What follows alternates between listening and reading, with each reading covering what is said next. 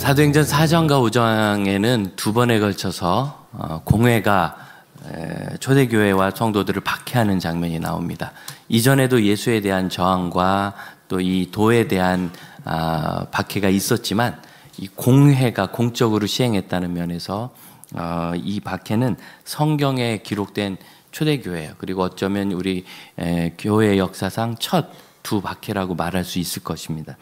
두 개의 박해가 거의 상황은 비슷해요. 복음을 잘 전하고 있었고 그 일을 싫어하는 사람들이 잡아다 가두고 그 다음에 신문을 했는데 어떻게 할 말이 없는 거죠. 그래서 첫 번째 박해 때는 위협을 하고 다시는 이런 예수 이름 전하지 말라 위협을 하고 풀어주고, 두 번째 박해 때는 죽이려고 하다가 가말리엘이 잘 설득해서 일단 좀 더 두고 보자. 그러나 못하게 해야 되겠다. 그래서 채찍질을 하고 놓아보냈다. 두 번 다 풀려난 성도들은 하나님께 영광 돌리고 오히려 그 뒤로 더 뜨겁게 복음을 전하고 교회는 부흥했다. 이렇게 적고 있습니다. 이 박해가 무엇인지 우리가 좀 생각할 필요가 있는 것은 언제든지 이 복음은 박해 상황 속에 있어요. 그렇기 때문에 그때 우리가 무엇을 바라보고 어떤 것을 염두에 두고 생각해야 되는지 좀 살필 필요가 있습니다. 특별히 이 말씀을 준비하면서 어느 집안이든지 내가 예수 믿는 첫사람이 되는 일이 있잖아요. 첫 열매, 신앙의 첫 열매. 첫 열매 되어서 그 집안의 구원을 이렇게 전하는 상황이 되고, 또 이 복음을 이야기해도 잘 들어주지 않고, 또 집안 여러 일이 있을 때, 특히 우리 한국 사회는 이 집안끼리 평상시는 친하지도 않으면서 명절에는 꼭 또 모여가지고 뭘 해야 되는 게 있잖아요. 그런 속에서 고통을 당하는 많은 형제자매들이 있고, 오늘 말씀 중에 여러분이 좀 위로를 받으시기를 바랍니다. 그리고 소망을 품으실 수 있기를 바랍니다. 왜 이런 박해가 있는가 이 본문에도 좀 살펴볼 필요가 있는데요. 우리가 12절까지 읽었는데 13절을 한번 보시겠습니까? 그들이 베드로와 요한이 담대하게 말함을 보고 그들을 본래 학문 없는 범인으로 알았다가, 읽어볼까요? 이상히 여기며 또 전에 예수와 함께 있었던 줄로 알고. 이상했다는 거예요. 뭔가 좀 이상하다. 원래 이런 사람들이 아닌데. 여러분, 지금 사실은 이 신앙은 어디서 다 시작하냐면 낯설고 이상한 것에서 시작해요.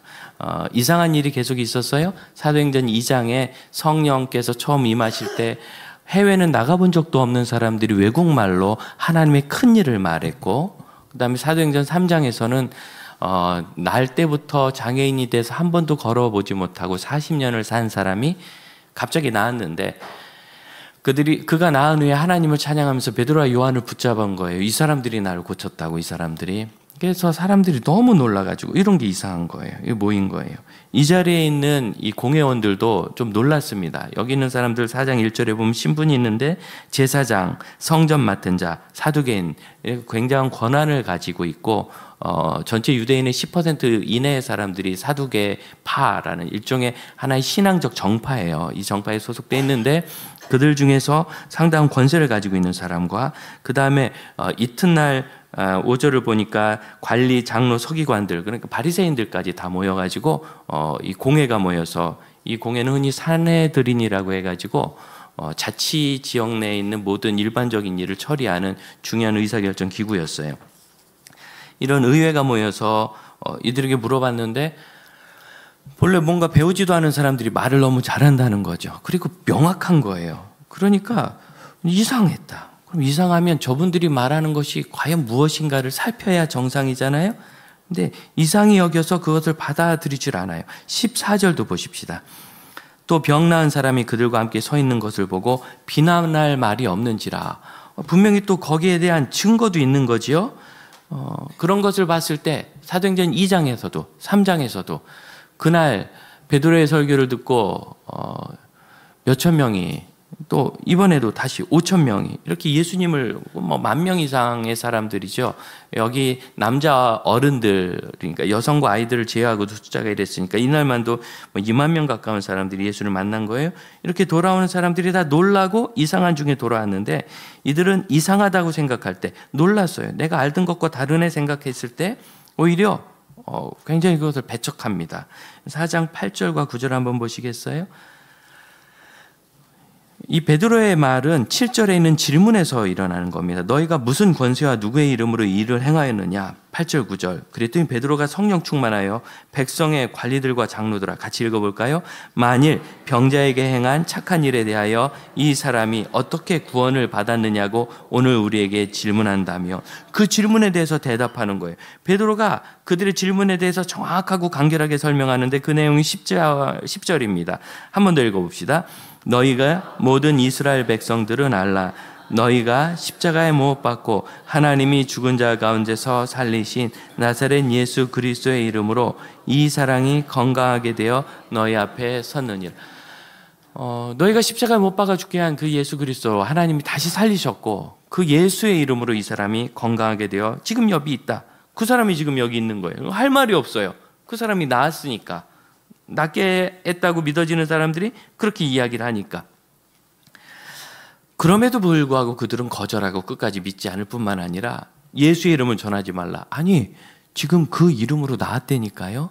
그런데 전하지 말라는 거예요. 그래서 이거는 안 믿으려고 하는 거죠. 복음에 대해서 거절감이 있는 사람들이 있습니다. 저는 이제 복음 전하는 것을 가르치기도 하고 또 함께 직접 전하고 이러잖아요. 그렇기 때문에 불신자들의 반응에 대한 부분을 많이 고민을 하고 또 케이스를 많이 나눕니다. 근데 케이스를 나눠보면 그렇게 다양하지 않아요. 의외로 사람마다 다른 것 같지만 믿지 않는 얘기는 거의 비슷해요.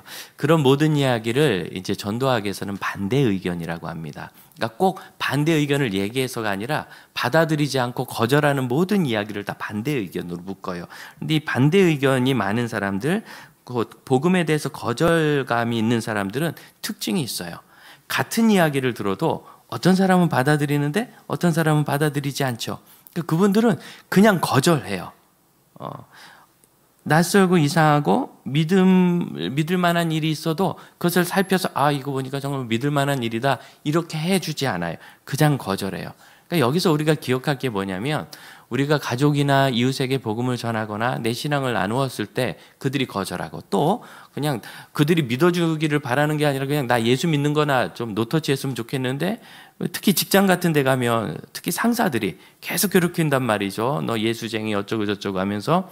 이럴 때 내가 그리스도인의 어떤 덕을 보이지 못해서, 물론 그럴 수도 있어요. 여러분이 사기치고 그러시면 그렇습니다. 근데 특별히 그런 건 아니다. 뭐 다른 사람이나 나나 뭐 더 많이 낫지는 않지만 그래도 그리스도인들이 보통 이상은 되지, 어디 가든지.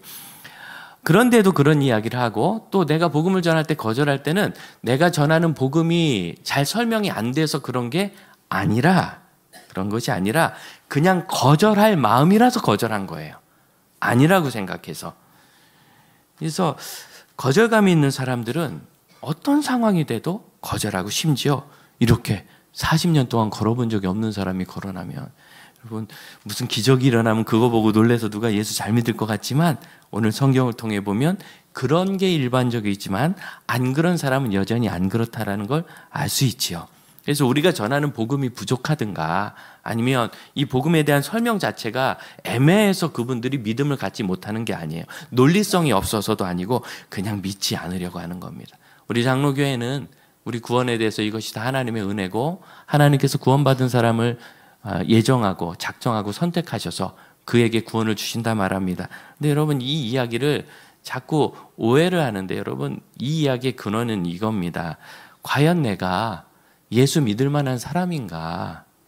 아니라는 거죠. 제가 제 자신을 봐도 어느 날 벼락같이 예수님이 제 마음을 열어주셔서 제가 예수를 믿었지만, 그날을 하루 종일 살펴보면 하나님께서 제가 그 마음을 들을 수 있는 상황이 되도록 제 모든 것들을 준비시켜 주신 것이고, 저는 끝까지 거절했음에도 불구하고 어쩌다가 그 부흥에 참여해서, 어쩌다가 자리가 좁아가지고 학생 이리 와 그래가지고 맨 앞에 불려 앉아서 강사 바로 앞에서 앉느라고 졸지도 못하고 다 들었더니 마지막에 예수를 영접하게 되던데요. 이런 거지. 내가 정말 무슨 인지력이 있어서 이 복음을 잘 이해했거나, 영혼에 대한 깊은 진실한 마음이 있어서 제가 죄를 회개하고 예수를 믿었다라고 저는 볼 수 없습니다. 거꾸로 불신자들 중에서도 진실한 마음으로 참 살고, 자기 나름대로 어떤 자기 내면에 대해서 경건한 생각을 가지고 있는 분들도 계세요. 그러나 그럼에도 불구하고 그가 예수를 만나지 못하는 이유, 결국은 우리가 믿는 것조차도 하나님이 우리 마음을 열어주신 완전한 은혜라고 고백할 수밖에 없는 것입니다.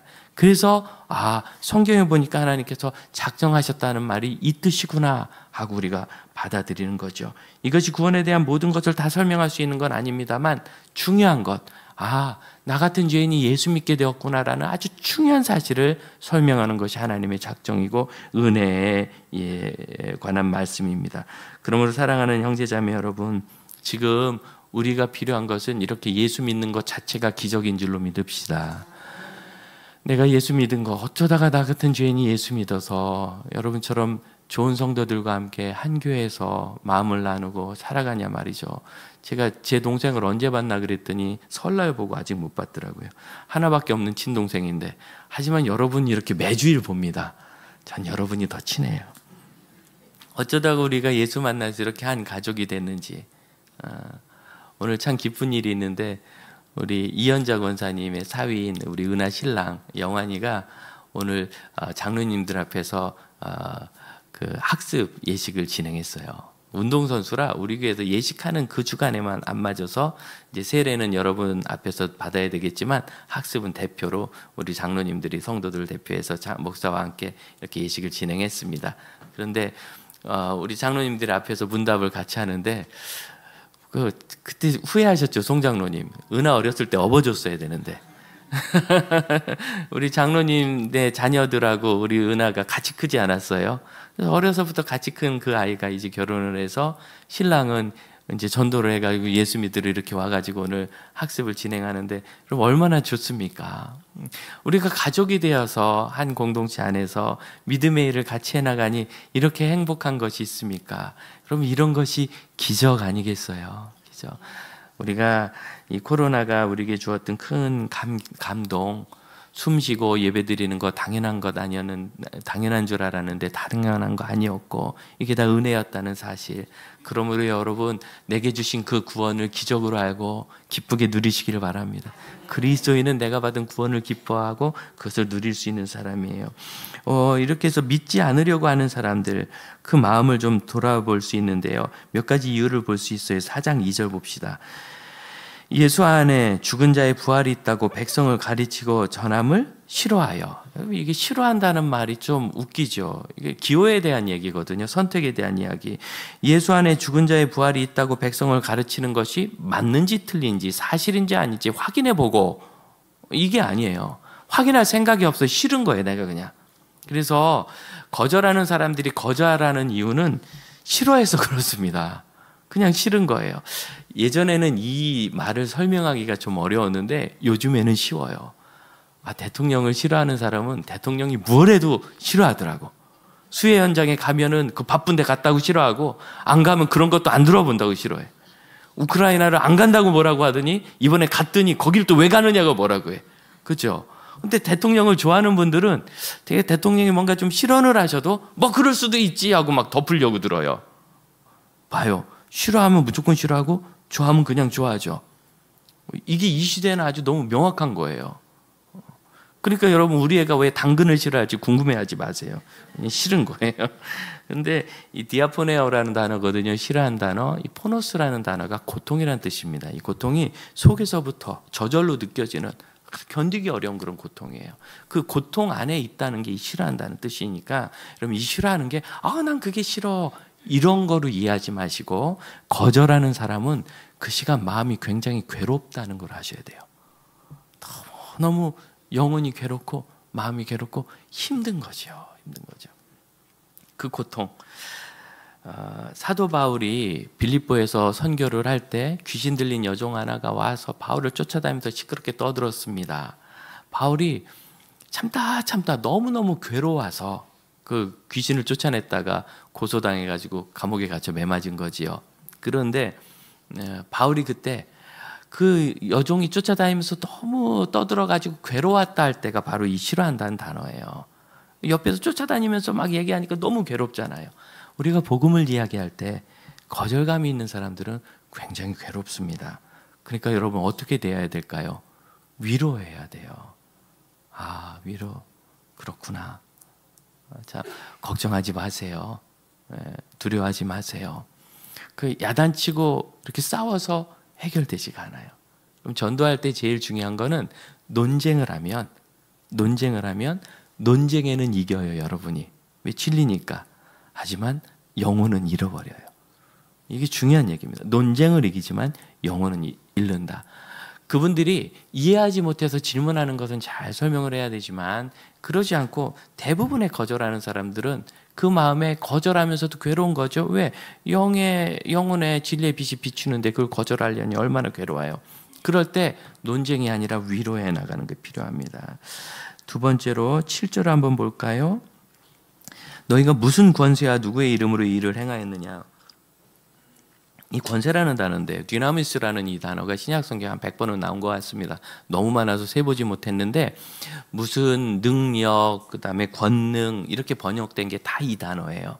그래서 이 dynamis라는 단어는 우리말의 권세와는 좀 다르고 힘, 능력, 이렇게 능력이라고 번역하는 게 옳습니다. 영어로는 이 power라는 단어가 그게 이제 힘이 가지고 있는 영향력이라는 의미에서 권세라는 의미가 있어요. 그렇지만 한국말은 권세와 능력이 완전히 갈리거든요. 그런데 신약 성경에서 이 dynamis가 쓰인 모든 영역에서 보면 권능, 능력 이런 의미고 능력으로 말미암는 영향력이지 우리가 권세라는 건 뭐예요? 권세가 있으니까 내가 어떤 일을 할 수 있어. 그래서 할 수 있게 되는 권위에 대한 이야기잖아요. 그래서 여기는 권세라고 번역하는 것보다는 능력으로 번역하는 게 맞는데 이번에 성서공회에서 새로 번역한 성경을 읽다 보니까 이것을 능력으로 번역을 하더라고요. 그래서 너희가 무슨 능력과 누구의 이름으로 이렇게 돼 있어요. 능력. 그러니까 지금 이 공회원들이 궁금하긴 한 거라. 어떻게 이 장애인이 걸었느냐? 무슨 능력이냐? 너 귀신의 능력 아니냐? 예전에 예수님한테 그렇게 이렇게 억울하게 했던 적이 있죠. 그것처럼 능력. 여러분 그 능력과 그 근원에 대해서 궁금해하지만 받아들이려고 하지는 않지요. 나랑 다르다 그래서 하지만 궁금은 한 거예요. 한 번 더 좀 살펴봤으면 좋겠는데 두 번째 박해 사건입니다. 5장 17절을 한번 보시겠어요? 5장 17절 대제사장과 그와 함께 있는 사람 즉 사두개인의 당회가 다 마음에 시기가 가득하여 일어나서 시기가 가득했다. 이 젤로스라는 단어인데 열정을 나타내는 말입니다. 이것도 영어는 이 열정과 그 다음에 시기가 같은 단어예요. 젤로스. 근데 우리 한국말은 열정과 시기는 많이 다르죠.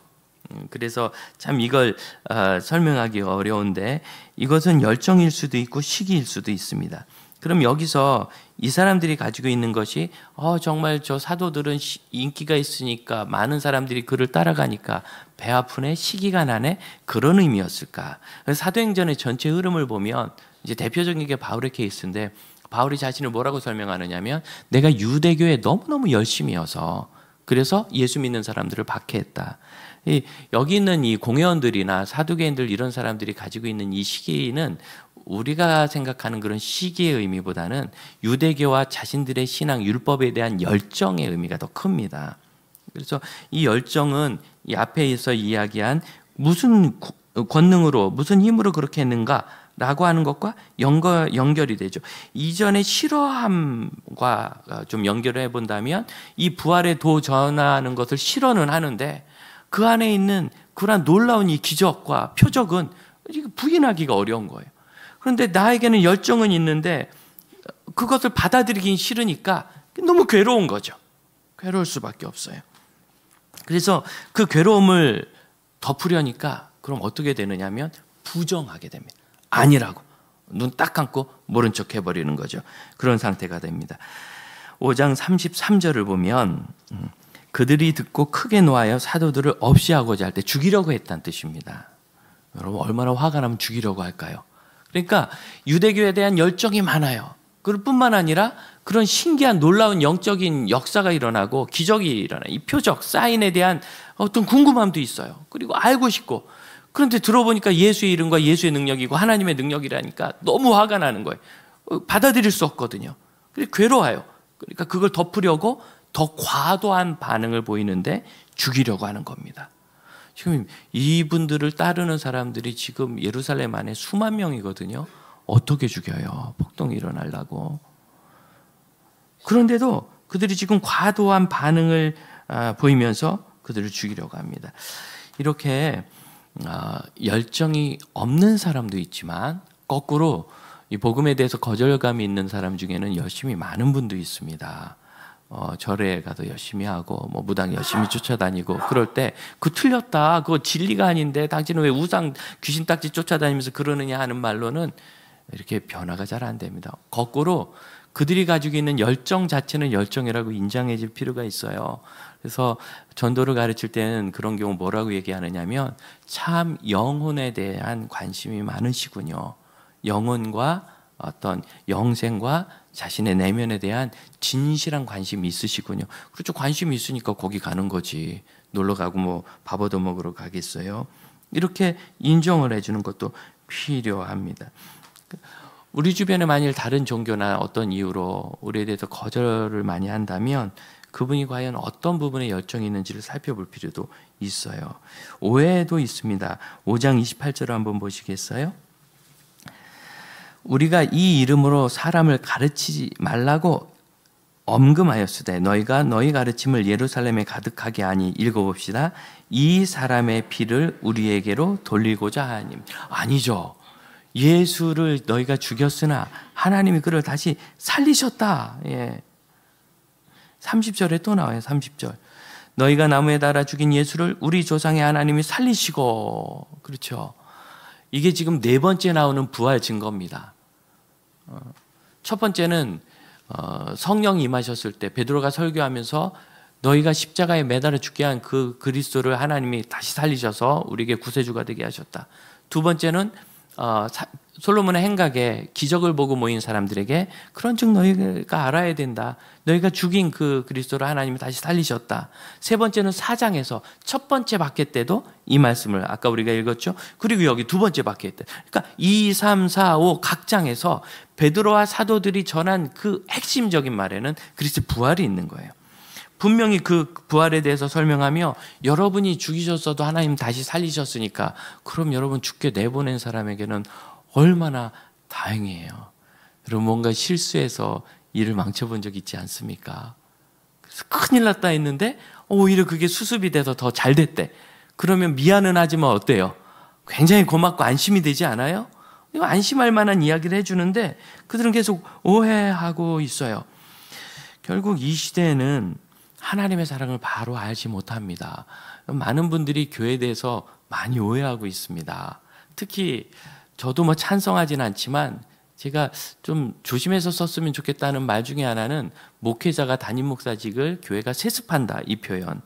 이건 정말 잘못된 표현입니다. 세습이라는 것은 그냥 아들이니까 사위니까 자식은 내 마음에 들으니까 그냥 네가 물려받아 하고 일방적으로 준다는 거잖아요. 여러분 교회는 그렇지 않습니다. 한 사람이 한 교회 담임 목사가 되려면 적어도 당회나 청빙위원회에서 그분을 후보로 청해서 오랫동안 기도하고 온 성도들이 모여서 투표를 해가지고 3분의 2, 67%가 나와야 66%도 안 돼요. 67%가 나와야 그가 비로소 그 담임 목사로 되는데 67%가 되면 대개 목사들이 포기합니다. 3분의 1이나 나를 이렇게 받아들이지 않는다면 어렵다. 목사들에게는요 속담이 있는데 80% 미만으로 찬성이 나오면 그 일을 사양하라. 어렵다. 반대하는 20%는 죽도록 반대하더라고요. 그만큼 이 일이 쉽지 않습니다. 그럼 대통령도 투표자의 과반수, 투표자의 다득표면 되는, 과반수도 아니잖아요. 다득표면 되는데 담임 목사가 되는 건 다득표가 아니에요. 투표자의 3분의 2. 다 기권하고 나가버린다. 못하는 거죠 뭐. 3분의 2가 나와야 되는 거예요. 3분의 2. 쉽지 않습니다. 그렇기 때문에 이거는 절대 세습은 아니에요. 다만 유리한 건 있어요. 그 목사님이 우리 교회 25년 목회하셨는데 그 아드님이나 이렇게 사역자가 된다, 왔다. 그럼 우리가 아는 거 있죠. 그 아이가 어려서부터 자랄 때 내 딸 괴롭히고 만약 이 여자 저 여자 막 사귀고 그 다음에 돈 뺏고 사기치고 다니다가 어디서 안수를 받았는지 목사가 됐다고 딱 나타났다. 그럼 잘리는 거죠. 근데 어려서 말썽도 좀 부리고 자라면서 다 말썽 부리잖아요. 나한테 군딩이도 얻어맞고 그런데도 교회 안 떠나고 잘 커서 이제 신학교를 또 결심하고 가서, 그리고 나서 다른 교회에서 사역을 했는데 괜찮았대. 그리고 와요. 그럼 기왕이면 우리가 아는 사람이니까 조금 더 그런 점이 유리한 점은 있어요. 그렇지만 이걸 절대로 그렇게 물려줄 수 없는데, 여러분 우리는 이렇게 알고 있잖아요. 근데 세상 사람들은 안 그래요. 셋을 그러면 정말 그냥 일방적으로 담임 목사가 지명해서 주는 줄 알아요. 오해죠, 오해. 그래서 아니고 67%다, 3분의 2 이상이다 얘기하면, 그런데 왜 쇠습이라고 그래요? 이렇게 말하는 사람들이 꽤 있어요. 오해죠, 오해. 그 오해 중에 하나는 그런 것도 있습니다. 여러분 주일날 오면서 헌금하시잖아요. 그걸 다 담임 목사가 갖는 줄로 아는 분들도 계세요. 진짜 그런 일이 있었으면 좋겠다는 생각을 쓸데없이, 농담입니다.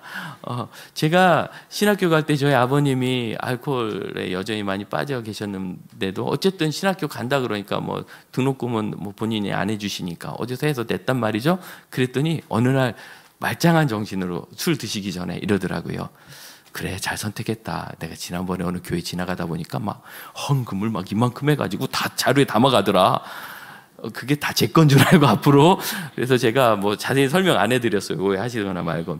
더 재밌는 건 제 후배 중에 그 결혼한 자매 아버님이 불신자신데, 그런 신학생하고 결혼한다니 얼마나 답답해요.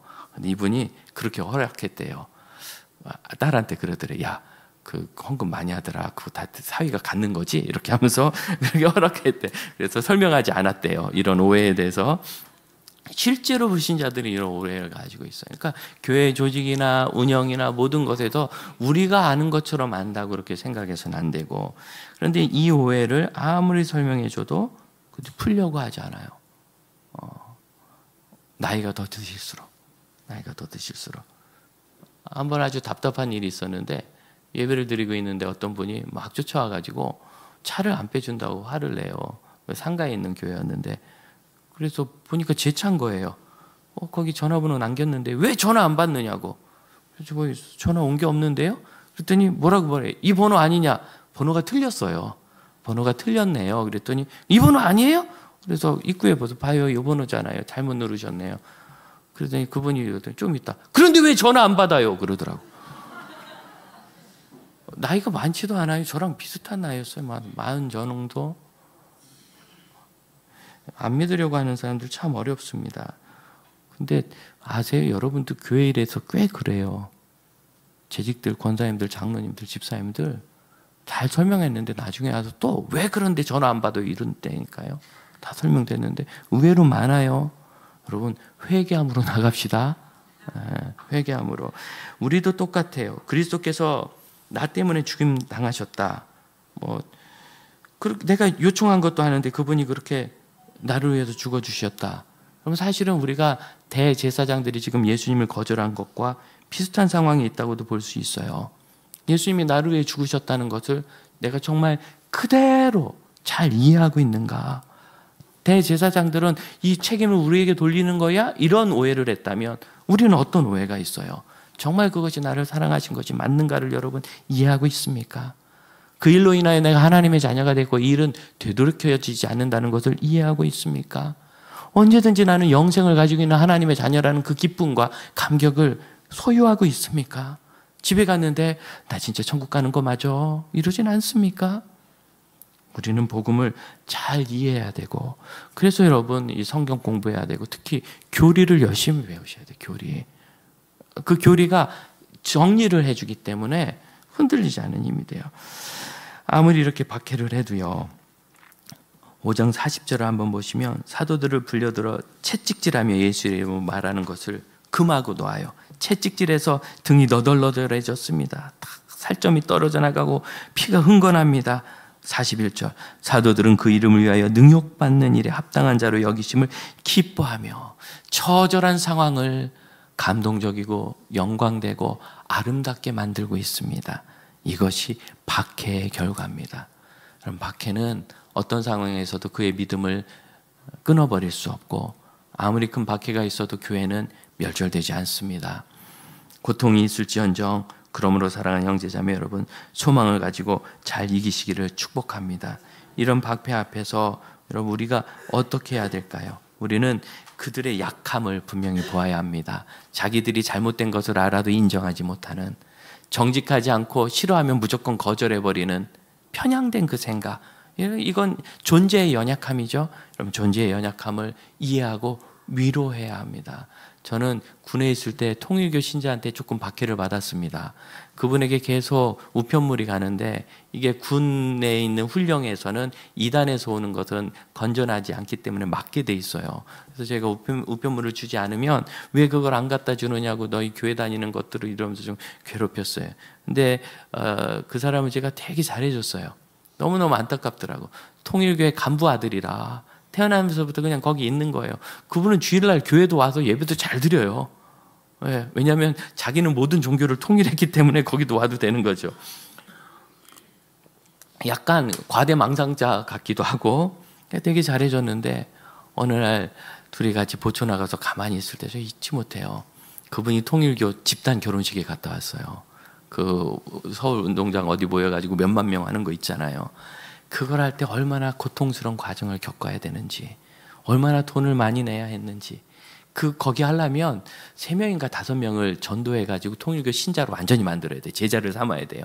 그래야 결혼 자격이 주어져요. 그거를 하려고 자기가 얼마나 했었는지 속 얘기를 다 하는데 세상에 그렇게 불쌍한 사람이 없더라고요. 여러분, 그들을 이해하고 불쌍히 여기십시오. 물론 우리는 어디에서든지 박해자 앞에서 고통을 당합니다. 하지만 불쌍히 여길 줄 알아야 합니다. 또한 그리스도인의 본질을 놓치지 마세요. 제자들은 지금 복음을 전하지 않았으면, 예수의 부활을 전하지 않았으면 이런 박해 안 당했을 거예요. 그런데 어떡하죠? 예수의 부활을 전하죠. 그럼 이것이 우리의 본질이에요. 이걸 포기하면 나도 무너져요. 나도 무너져요.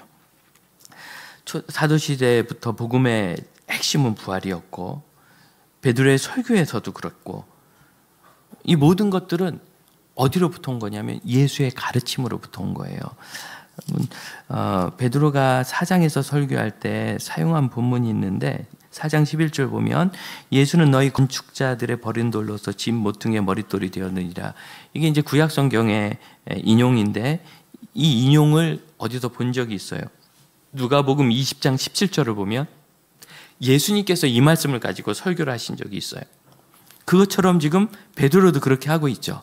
조금 더 생각해 보면 베드로가 지금 전하고 가르치고 증거하는 모든 것들은 예수님께 배운 것이라고 할 수 있습니다. 예수님께 뭘 배웠냐? 부활을 전해야 된다고 배운 것이며 이 일에 대해서는 타협하지 않도록 배운 거예요. 그럼 그리스도인 여러분, 소금은 언제 버림받느냐면 소금이 너무 짜서 괴로우니까 맛을 좀 버려서 소금이 아닌 것처럼 되면은 인정받는 게 아니라 버림받는 거예요. 소금은 짜기 때문에 인정받는 거예요. 빛이 어둠에 들어갔을 때 빛은 언제 소중하냐면 화날 때 소중한 거예요. 그런데 빛 앞에서 어둠은 얼마나 눈이 부십니까? 눈 감았다가 딱 떠서 화나면 눈이 부시잖아요. 그럴 때 눈부심이 너무 심하니까 빛을 줄이면 그 빛이 환영받습니까? 여러분, 어두울 때 좋아하는 빛은 침침한 빛이 아니라 밝은 빛이잖아요. 빛을 잃어버리면 그때 버림을 받는데 우리의 소금된 맛, 빛된 이 진리는 포기하지 않고 타협하지 않을 때 가치를 갖습니다. 이것을 절대로 포기하지 않고 주장하세요. 예전에 사랑의 교회 젊은 청년이었는데 그렇게 고민을 하는 거예요. 직장에서 이 고참 과장이 자꾸 너희 예수 믿는 것들은 너희 뭐는 막 기독교 환자는 이러면서 자꾸 괴롭히니까 힘들대요. 제일 힘든 말은 이거예요. 너는 막 그런 식으로 하면서 무슨 교회 다닌다고 말도 하지 마. 근데 그래도 걔가 그 팀에서 좀 나은데도 그러는 거죠. 그러길래 제가 이렇게 말해주라고 그랬어요. 과장님, 정말 예수님께 감사하셔야 됩니다. 제가 예수 믿었으니까 이 정도지, 안 믿었으면 과장님 저한테 벌써 죽었습니다. 이렇게 얘기해줘라. 얼마든지 과장님 괴롭힐 수 있거든요, 직원들이. 그래서 정색을 하고 얘기해야 돼. 그런 거 농담으로 하지 말고 진실하게. 어떻게 됐어? 다시는 그런 얘기 안 한대. 다시는. 이게 무슨 소리냐면 그가 보여준 행동이 그리스도인답지 못해서 그 과장이 그 얘기한 게 아니에요. 그냥 거절감에 그냥 아무 말이나 하는 건데 쉽게 얘기해서 싫어하는 거죠. 왜? 여기 빚진 형제가 있고 그가 교회 다닌다고 하고 기도에 대한 얘기를 어쩌라고 하면 난 괴롭거든. 그러니까 그 괴로움을 덮으려고 막 괴롭히는 거예요. 그때 못하게 해야 돼요. 왜? 그렇게 얘기하는 건 나도 싫다. 그렇게 얘기하지 마시라고. 근데 그렇게 얘기하지 마세요. 그러면 이제 잘 안 먹히잖아요. 제가 그 얘기를 어떻게 가르쳐 줬을까요? 불신자들을 만나면서 그런 타입의 사람들은 그런 이 이야기를 해주는 게 꼭 필요했어요. 대부분 잘 맞아요. 그러므로 여러분 어떤 상황에서도요 포기하지 말고 빛으로 사시고 빛된 존재를 잘 드러내시기를 축복합니다. 사역자들을 만나다 보면 오랫동안 사역을 했는데 열매가 없는 선교지 떠나려고 하는 선교사님도 계시고, 개척해가지고 작은 교회 열심히 섬겼는데 열매가 없어서 이제 교회를 정리해야 되나, 그런 분도 계세요. 농어촌의 교회가 아니라 도심이라면 뭐 그 교회 말고 다른 교회가 있으니까 굳이 뭐 20년 30년 하셨다면 꼭 건물 교회만 고집하지 말고 조금 더 창의적인 사역을 해볼 수도 있을 것 같아요, 정직하게는. 그러나 선교지라면, 그 이슬람 지역에서, 불교 지역에서 그분이 그 마을을 떠나면 거기 이제 교회도 없고 기도해 주는 사람도 없고 예배하는 사람도 없는 거예요. 선교지와 다름없는 이 농어촌 지역, 이제 한동안은 농어촌 지역의 교회도 목회자가 늘 많았다 그랬는데 지금은 목회자가 없어서 문 닫는 교회들이 늘어나고 있습니다. 그 교회가 문 닫고 나면 15가구밖에 없는 그 마을은 교회도 없고 기도도 없고 예배도 없는 마을이 됩니다. 그런 곳이 되면 저희는 그렇게 말씀드립니다. 떠나지 마시고 거기 있어 주세요. 우리가 많은 힘은 되지 못하지만 하나님이 당신을 도우실 거고, 우리도 기도하고 할 수 있는 대로 당신을 도울게요. 떠나지 말고 거기 계셔 주세요. 우리가 모든 것을 다 책임질 수 없지만 하나님은 전능하십니다. 그래서 그곳에서 참 너무너무 외롭게 이해받지 못하면서 버티고 이 빛으로 사는 우리 형제 자매들을 우리 하나님 기억하십니다. 떠나지 말고 거기 계십시오. 거기서 여러분 유일한 빛이잖아요. 포기하지 말고 거기 계세요. 여러분 유일한 빛이잖아요. 여러분도 그렇습니다. 거기. 우리가 아울리치 이번 여름에 열심히 했는데 그거 한번 갔다 온다고 무슨 결정적인 변화가 일어날까요? 그런데 빛은 거기에 있으면 되는 거지, 무엇을 해야 되는 건 그 다음입니다. 그건 하나님이 일으키실 변화를 바라보는 것이며, 사도들이 고난 앞에서 그 고난을 당한 다음에 다시 공동체로 돌아오잖아요. 거기서 힘을 얻는 거예요. 다 가서 함께 기도하면서 성령 충만해서 또 가서 복음을 전하고, 마찬가지로 우리에게도 공동체가 있으니 여러분 여기서 힘을 얻고 그리고 다시 나가실 수 있기를 바랍니다. 우리가 가진 이 복음은 너무나 아름다운 겁니다. 우리 찬양합시다.